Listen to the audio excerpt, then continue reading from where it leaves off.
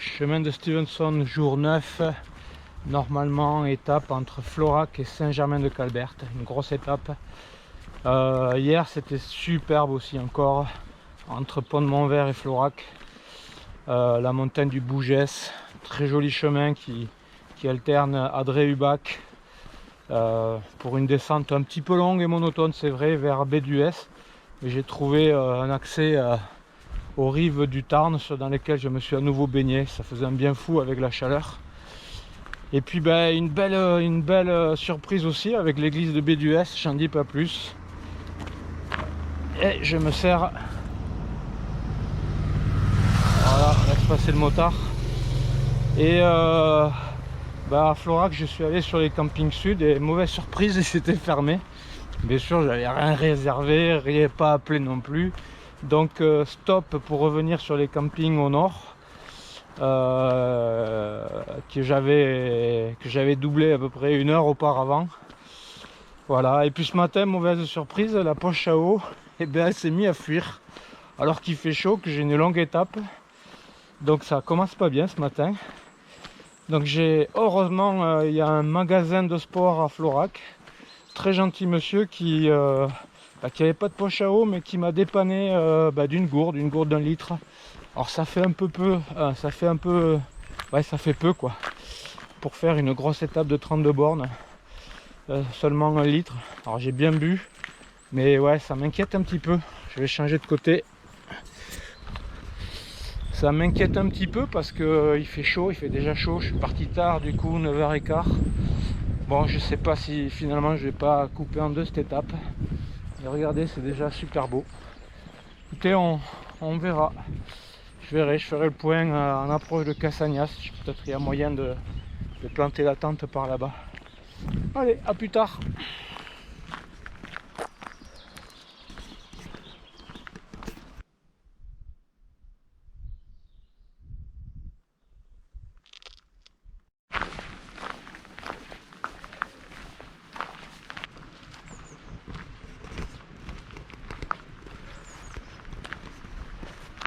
Et voilà, je suis sur l'ancienne voie ferrée qui mène à Cassagnas, au-dessus de la Mimente, un joli cours d'eau.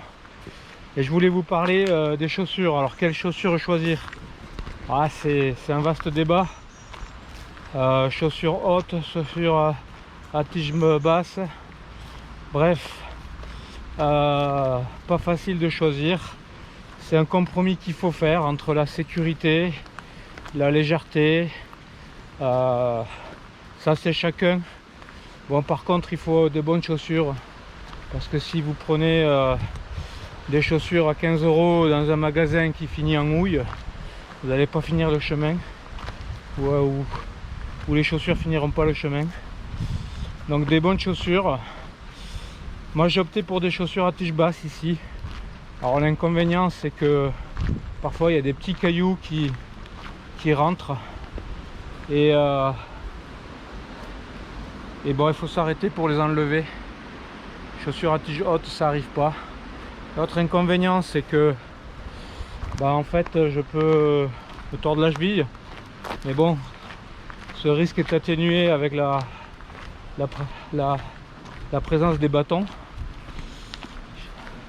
Voilà, donc à vous de choisir. Si vous êtes un peu fort, un peu âgé aussi, parce que ça casse plus facilement, vaut mieux peut-être privilégier les chaussures à tige haute, même si elles sont un peu plus lourdes. C'est un choix, il n'y a pas de bon choix. Vous pouvez aussi mettre des petites guêtres pour que pas, avec les chaussures à tige basse, pour pas que les cailloux rentrent, mais bon, quand il fait chaud c'est pas idéal. Voilà, il y a plusieurs techniques. Une chose est sûre, c'est qu'il faut des bonnes chaussures, les avoir cassées avant, parce que sinon risque d'ampoule, et ça c'est pas bien. Je vais vous en reparler des ampoules, puis je vais vous montrer quand même un peu l'itinéraire là, parce que c'est magnifique. Regardez-moi ça. Regardez-moi ça.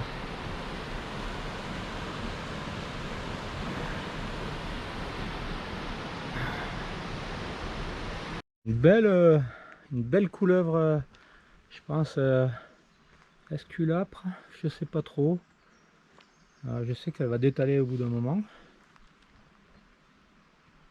Et bon voilà. Jolie celle-là, jolie couleuvre.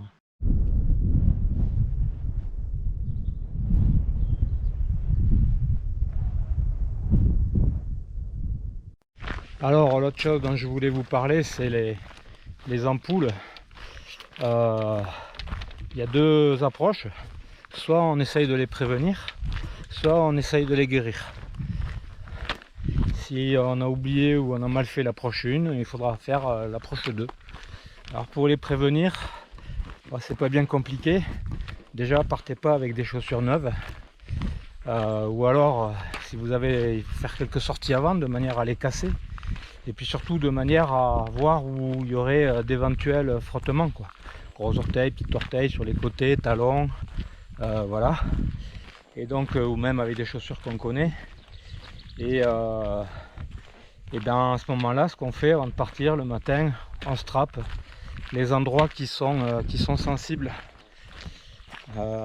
Si jamais ça arrive en cours de chemin, perdez 5 minutes à enlever la chaussure, strapper, renforcer, parce qu'il vaut mieux éviter d'avoir des ampoules. Après, ça gâche quand même une partie du plaisir. Si toutefois vous en arriviez là, eh ben, il vous faut une petite aiguille dans votre trousse de secours, un briquet pour désinfecter, enfin, pour aseptiser l'aiguille, quoi. Et puis il faut percer pour enlever l'eau. Alors tant que l'eau, tant qu'il y a la peau, peut-être le matin il faudra refaire pareil.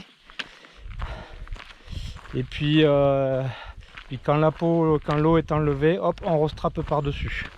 Si on arrive à une évolution 2 de l'ampoule, c'est-à-dire qu'il y a déjà plus de peau, la chair est à vif, là ça peut faire mal.